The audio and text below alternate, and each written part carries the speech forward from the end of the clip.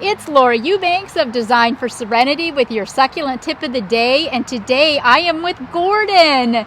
Those that follow know that Gordon is a new DFS team member, and he's been gracious enough to open up his garden for a tour. This is going to be a two-parter. So we're going to do half of the garden today, and then you'll have to tune in tomorrow for part duh.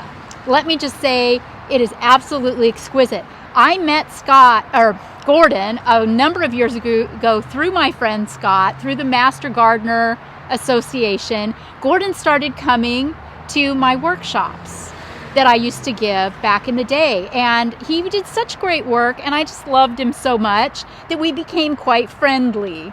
And right before the pandemic, Gordon started really working on the yard. This is an 1889, right? 1888. 1888 Victorian that he has renovated exquisitely. And the garden, needless to say, was a hot mess. And over the years, you've been here since 2000. 2000. It's been through many iterations, probably. Oh, absolutely. When did you discover succulents? 2016 is when I tore out the front grass. 2016, when you tore out the front grass, and then you found me and started watching the videos. Right. Yeah. Started watching your videos, and right around that time. And I'd get texts from Gordon and emails from Gordon with pictures and updates, and I became absolutely fascinated with his process.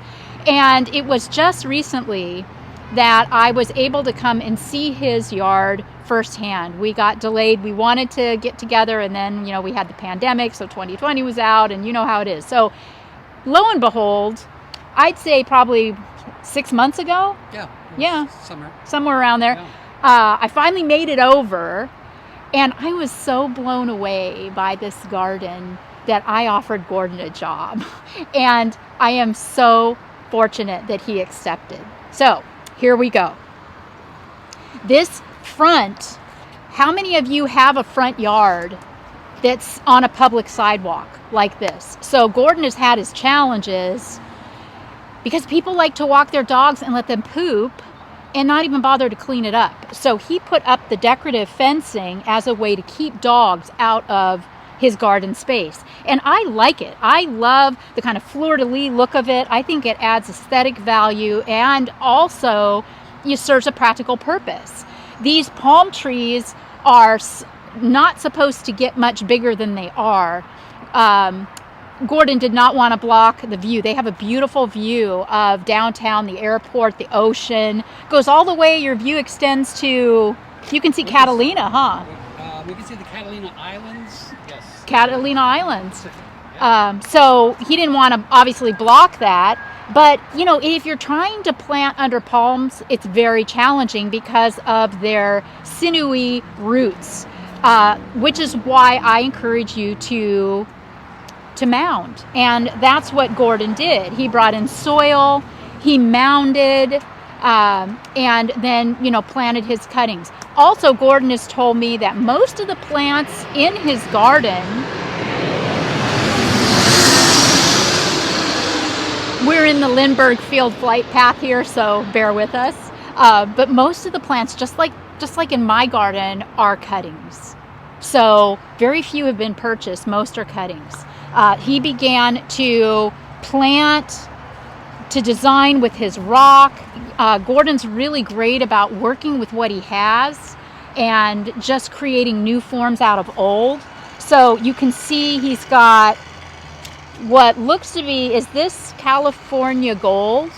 Yes. 3/8? Yes, California Gold 3/8. No, sorry, it's Palm Springs. Palm Springs, yeah, not Cali. Palm Springs. He recently added barrel cactus, which was a little bit of a tough sell, but I convinced him. So he's got some barrel cactus in here now, and I love this wall is original, hundreds of, well over 100 years old, and I love how he is married. He's got the senecio now, connecting the bottom to the top, so the eye is drawn up to this second level, which is where we're going to look right now.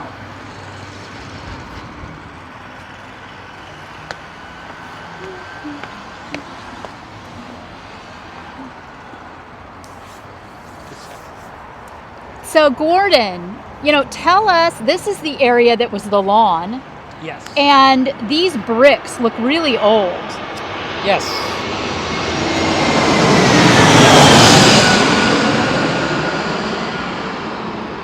Welcome to San Diego. Yes, welcome to San Diego. This is our downtown urban area. Tell us about these bricks. Well, this past spring, we decided to hardscape the entire yard. So we brought in about 6 tons of flagstone. Wow. And these bricks are the original foundation bricks. 12 years ago, we had the foundation of the house redone because 1888 they used a sand mortar and it was starting to get weak, and we just bit the bullet and put a new foundation in, but I wanted to save all the bricks. Mm-hmm. So I had very neatly stacked bricks for 12 years across my back, and I saw this as an opportunity to incorporate them into it. So all the bricks are original to the house from 1888. So that was really exciting to be able to do that and to share that with the people that come to the house. Absolutely. What a wonderful use of a way to really showcase history. Now, are these flagstones mortared or are they organically staged? They are organically staged. There's a layer of gray DG underneath it, and then we use the black Tiva. Yeah, it's a little black Kriva pebbles. Mm-hmm. I love it. That looks terrific, and that it's held and looks terrific. Yeah, it's worked great. Now,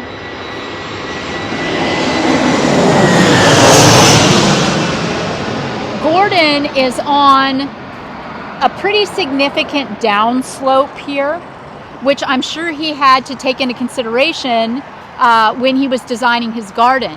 Another thing that's important to note, this close to the ocean, you're just a stone's throw from water. You don't have to do much irrigating, do you? No, I have no irrigation in this yard at all. Every morning, you can't walk out here barefooted. It's wet. The dew is immense. So it's a perfect, as Laura says, ground zero for succulents. They are very happy. And thrive, because it's also very temperate climatically, and it probably doesn't ever drop much below 40 degrees here. Hardly ever. Ever. So we don't need to worry about frost or freeze. Right, and it rarely gets above 85, 90-ish. Rarely, yeah. Rarely gets above 85 or 90. So it's a perfect condition for these plants to thrive. And you can see how Gordon has married succulents. He's still got his adorable Christmas decor out too, and I just love all the little balls in the garden, because you know me and garden balls. Look at his spectacular pots. How beautifully those are planted, and how they just showcase. He needed height and visual weight against that fence line, and he really nailed it. That is a really great way to get that visual weight without planting like a giant tree or shrub or something that's going to eat the space.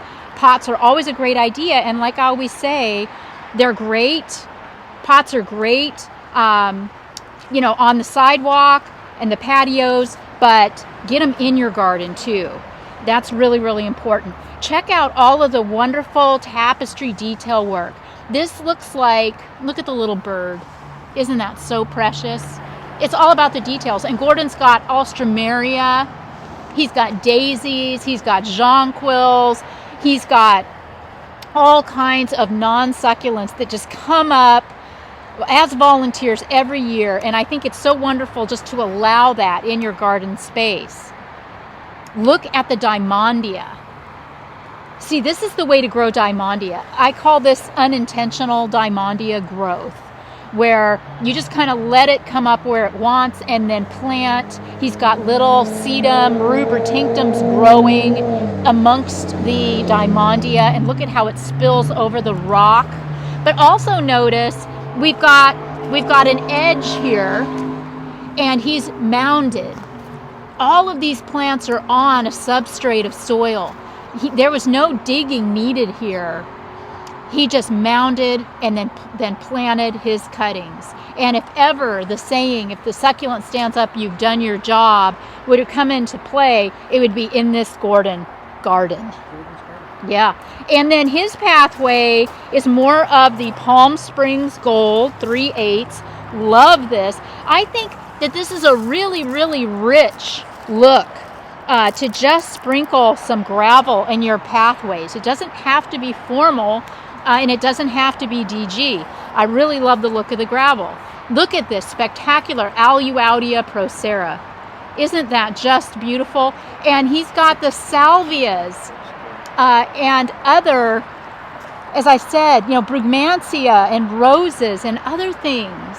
You can do it. You can mix your mediums. It doesn't have to be all succulent. Gordon has done a spectacular job of marrying not only collector and designer, but also mixing his mediums with succulent compatible plants.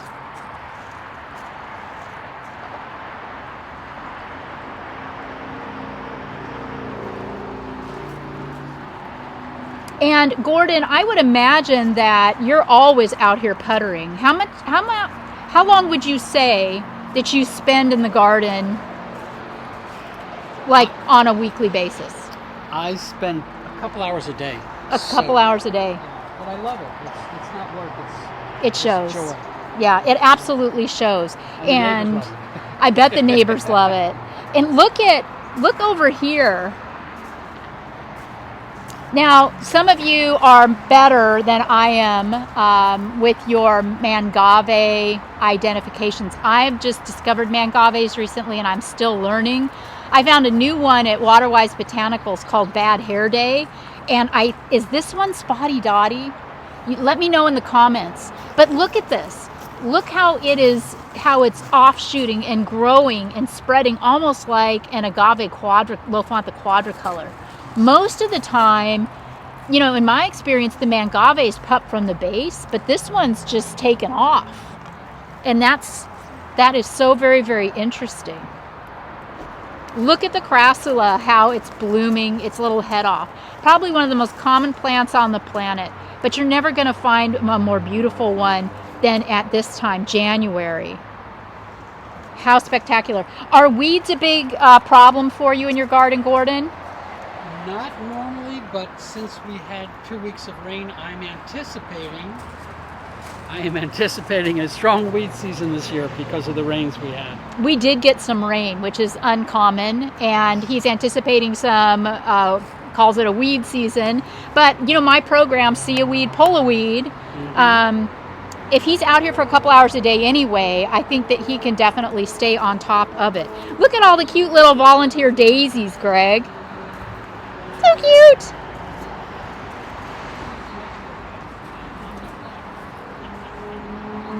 Yeah, this is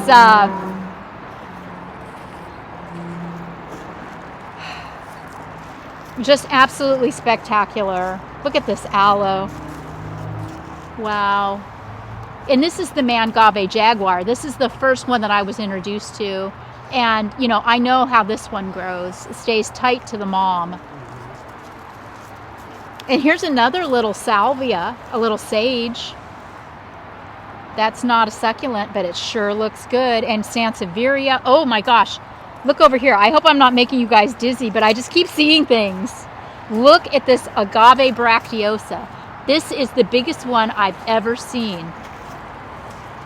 Now, in most places, this would do best in the shade. But again, because it stays so cool here and it doesn't get that hot, it's doing fine in the sun. And the cylindricus, the Sansevieria cylindricus. Oh, and then here's a little one. Gordon, also, how do you handle pups? Yes, how do you handle pups? I let my pups grow, like these behind me and those, and these guys here. It's spring, everything's pupping.